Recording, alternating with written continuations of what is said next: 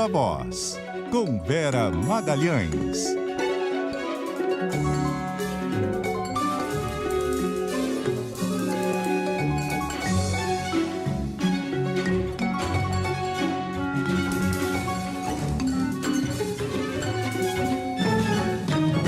Viva a Voz, Vera Magalhães, tudo bem? Boa noite.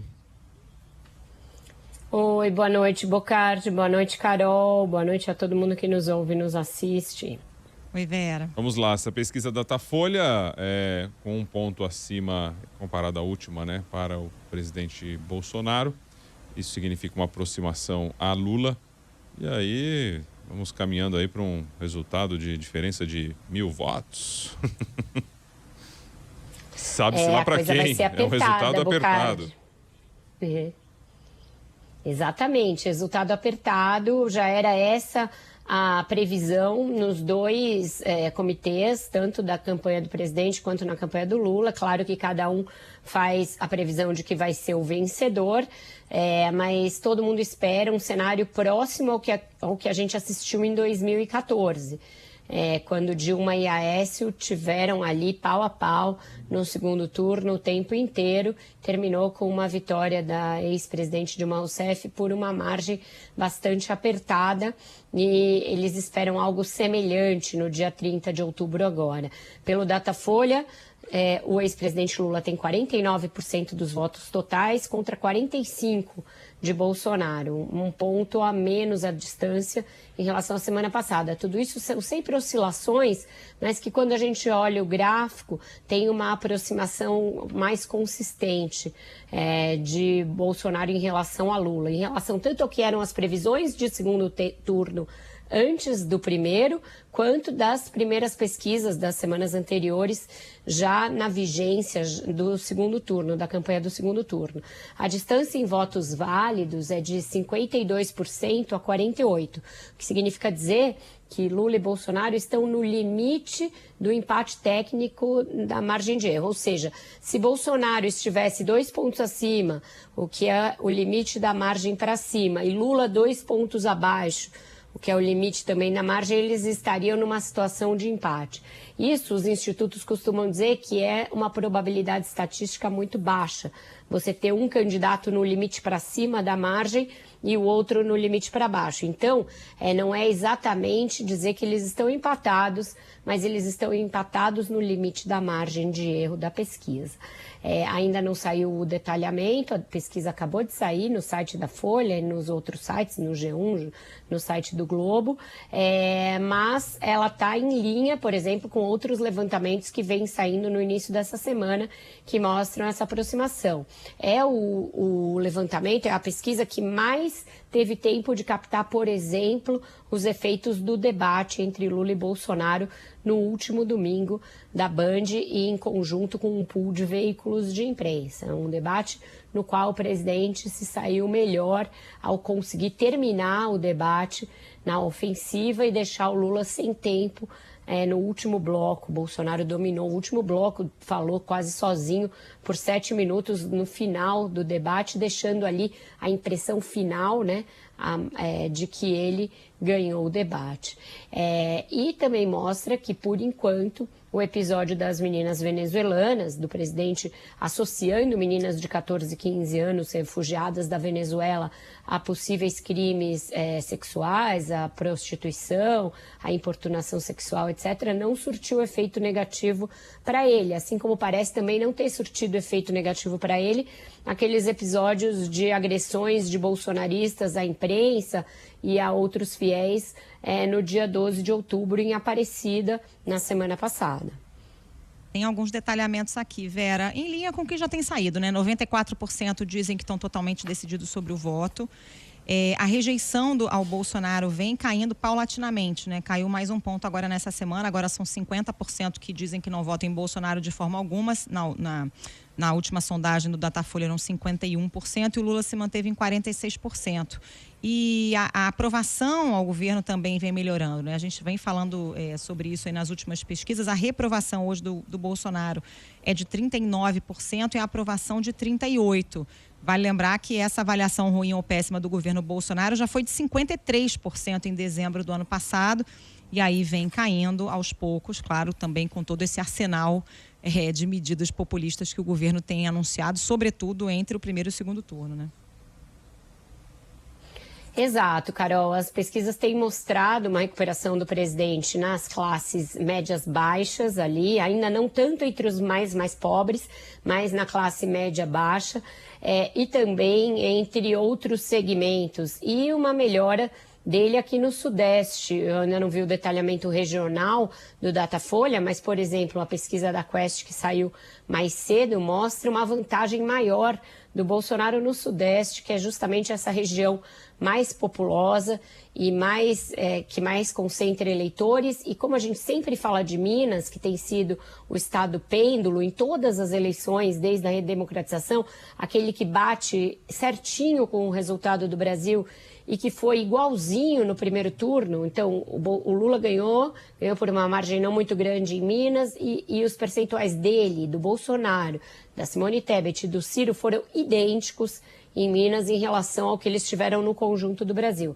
E em Minas a gente tem uma situação de empate técnico hoje em dia. Então, os olhos muito postos em São Paulo e Minas e também no Nordeste, porque foi o Nordeste que assegurou a vitória de Lula no primeiro turno, também assegurou a vitória da Dilma Rousseff em 2014, teve um peso muito fundamental para isso, e lá o Bolsonaro vem paulatinamente recuperando um pouquinho, tirando a grande vantagem. A vantagem do Lula ainda é muito grande no Nordeste, mas ela vem caindo um pouco em relação ao que foi no primeiro turno. Então, todos esses são fatores que a gente vai ficar olhando daqui para frente, assim como vamos olhar também para indecisos, brancos e nulos, que já são um percentual bem baixo nas pesquisas todas. No Datafolha de hoje é só 1% que se diz indeciso e só 4% dizem que estão dispostos a votar em branco ou votar nulo.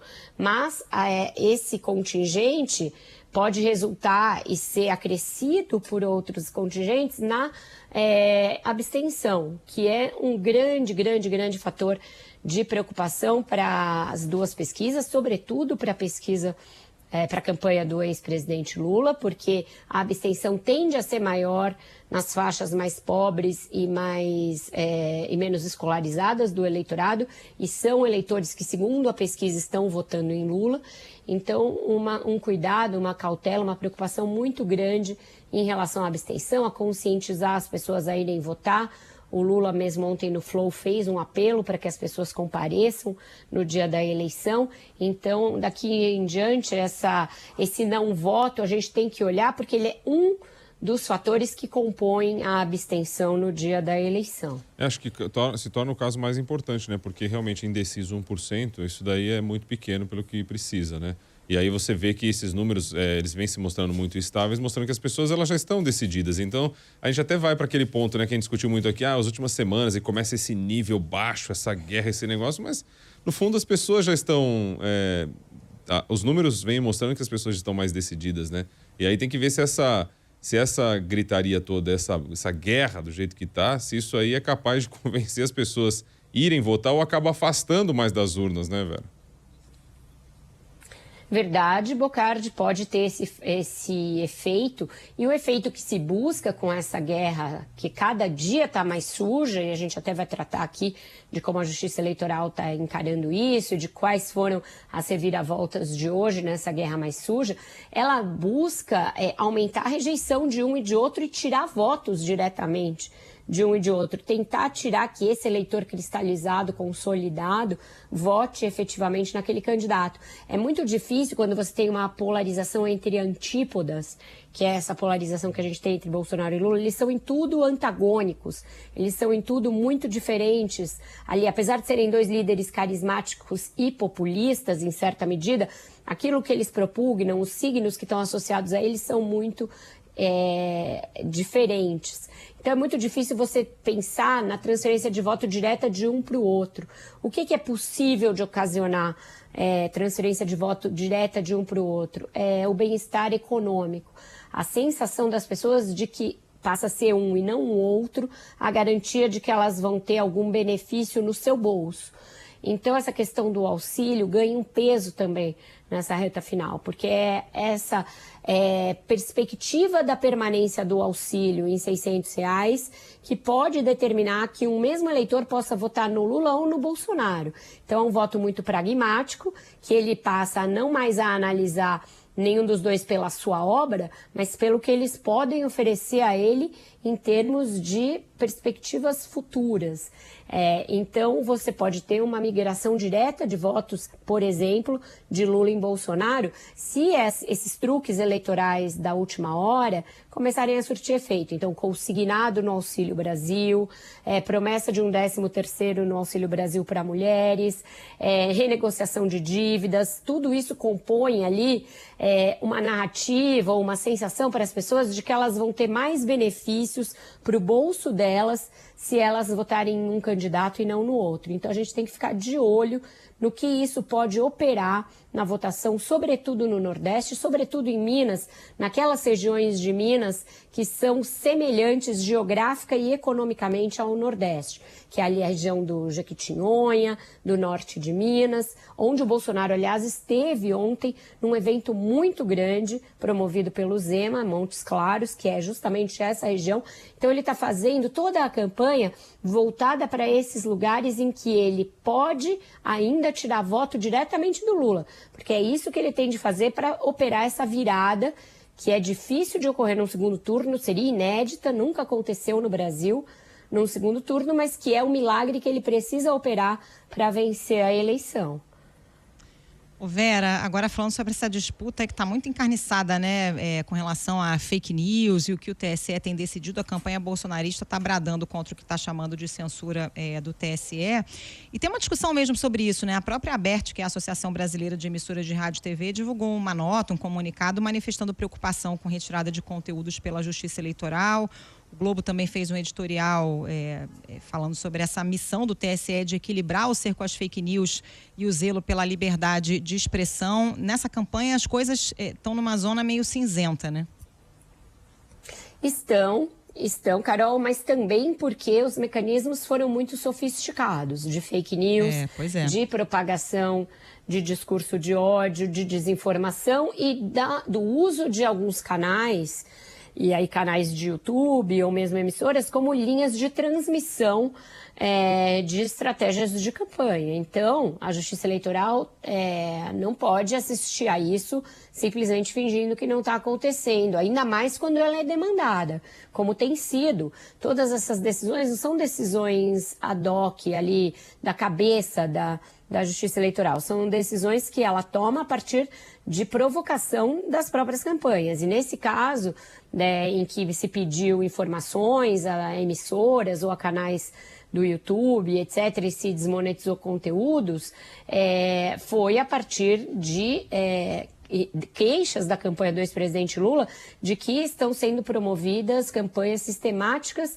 de difamação e de difusão de fake news contra ele por meio de veículos que têm ali ou concessões públicas ou que têm todas as características de veículos de imprensa tradicional e que não estão seguindo as regras de se ouvir o outro lado, de se ter isonomia no tratamento dos candidatos. Então, essas têm sido as alegações. O Alexandre de Moraes, diante da enorme gritaria que surgiu hoje, de censura a emissoras, censura a canais, ele acabou por dar explicações. Ele falou a respeito disso, disse que essas fake news pioraram extremamente no segundo turno, que elas estão se sofisticando e que estão atingindo ali um momento que requer total vigilância da Justiça Eleitoral. Diz que no primeiro turno se conseguiu avançar muito para coibir essa guerra suja, mas que no segundo turno acabou degringolando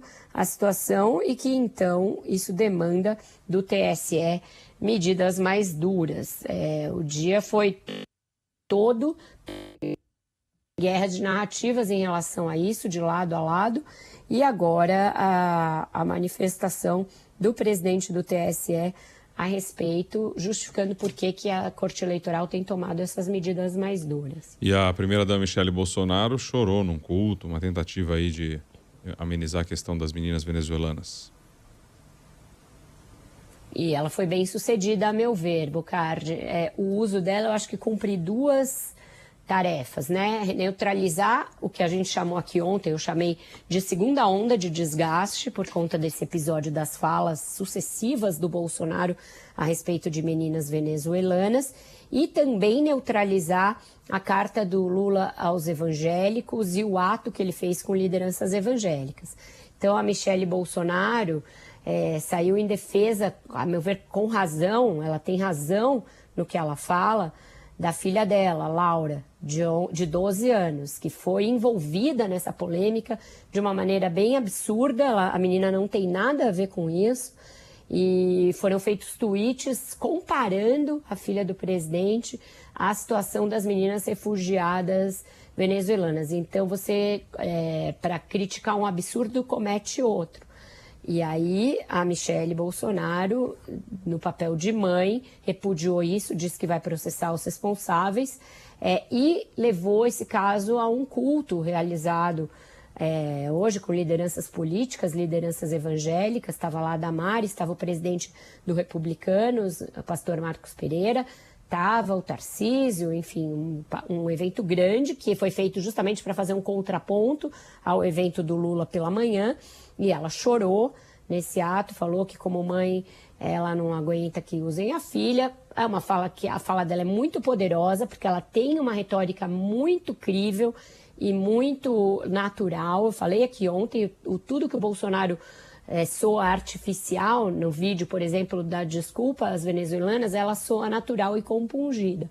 E nesse culto, da mesma maneira, ela tem uma fala que soa muito legitimamente e justamente indignada com o uso da sua filha de 12 anos numa polêmica política. Então, de alguma maneira, ela conseguiu reverter o jogo, um jogo que estava muito ruim para o Bolsonaro, porque ele mentiu quando disse que a Damares tinha tomado providência, que, portanto, o assunto estava encerrado, porque ele voltou ao assunto depois disso. E as manifestações que apareceram ontem mostravam ele pegando mais pesado na insinuação de que as meninas venezuelanas estavam se arrumando para se prostituir. Então, foi um dia muito ruim o de ontem para o Bolsonaro nesse tema, e hoje a aparição da primeira-dama, ela tomando a frente da contenção de danos dessa crise, surtiu efeito para estancar essa crise e também para fazer um bom fogo de encontro ao ato do Lula com as lideranças evangélicas. A gente já está meio aqui em cima da hora, Vera, mas só para arrematar com a campanha do PT, né? Hoje teve a carta aos evangélicos, ontem teve o Flow. Qual é o balanço aí desses 2 últimos dias? Carta aos evangélicos, a meu ver, é uma carta com um texto muito caudaloso, que não fala diretamente a linguagem dos evangélicos, escrita por um católico, que é o Gilberto Carvalho, que tem uma antiga, histórica ligação com a Igreja Católica, portanto, não é alguém que tem lugar de fala nisso. E talvez esteja chegando tarde demais. Hesitaram demais em fazer isso, deixaram a distância entre Lula e Bolsonaro se alargar muito entre os evangélicos. No Flow, o Lula nadou de braçada, deu uma ótima entrevista, se mostrou à vontade, conseguiu emplacar várias ideias guias, a ideia do ProUni como um emancipador educacional. O próprio Igor 3K, que é o apresentador do Flow, se disse ali emocionado por ter sido um aluno do ProUni, mas aí aquela coisa de que a campanha do PT usa um software antigo, não percebe a potência, a força de um programa como esse, com 1 milhão de pessoas assistindo ao vivo, e interrompe a entrevista quando ela tinha 1h30, quando o Bolsonaro ficou 4 horas no mesmo podcast. Então o PT ainda é muito mais lento e muito mais desconectado dessa nova forma de fazer campanha do que a campanha do presidente Jair Bolsonaro. Valeu, Vera. Obrigado, viu? 6h32, esse negócio de começar um pouquinho mais tarde, a gente fica com um tempinho menor. Viva a voz, boa noite. Sai na correria, mas fica mais quente. Até bom. amanhã, gente. Valeu. Beijo, Vera. Obrigada. Tchau, tchau.